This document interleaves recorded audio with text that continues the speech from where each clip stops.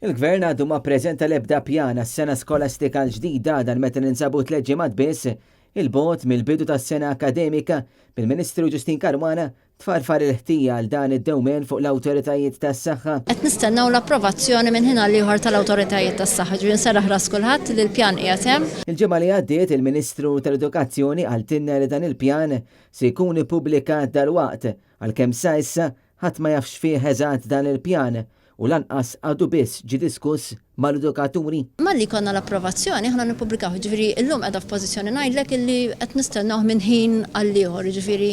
Meta pressata minn Net News, Ġustin Karwana konfermat dak li qalu jemilu il-unions tal-allima. Malli jiġi approvat ħajkun hemm id-diskussjonijiet mal-stakeholders, inklużi mal-unions. Imbagħad ikun hemm il-pubblikazzjoni, ġifieri ħajkun hemm dik l-attività pubblika li semmejt u li naċċenna liha. Kemm il-ġenituri kif ukoll in-nanniet ta' tfal jinsabu mħasba dwar in-nuqqas tazzjoni min-naħa tal-Gvern tant li bħalissa tinħass il-ħtieġa li l-istudenti, il-ġenituri u l-edukaturi ikunu jafu se jiġri fi ftit tal-ġimgħat oħra għalissa iżda il-pjan dwar il-ftuħ tal-iskejjel għadu wieħed sigriet.